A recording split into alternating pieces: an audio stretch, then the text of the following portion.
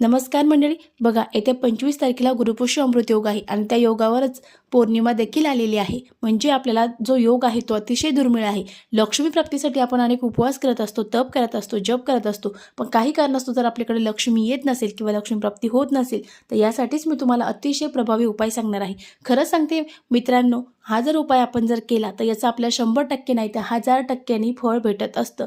आपल्याकडे जर लक्ष्मी प्राप्ती होतच नसेल, आपल्याकडे जर लक्ष्मी अखंड राहतच नसेल तर तुम्हाला हा साधा कारागीर अतिशय सोपा उपाय करायचा आहे. आता आपल्याला उपाय काय करायचा बघा मंडळी, लक्ष्मी प्राप्तीसाठी आपण अनेक उपाय करून थकलो, पण हा उपाय अतिशय प्रभावी आहे. आपल्याला यासाठी चांदीची निरांजनी लागणार आहे, 24 फुलवाती लागणार आहेत.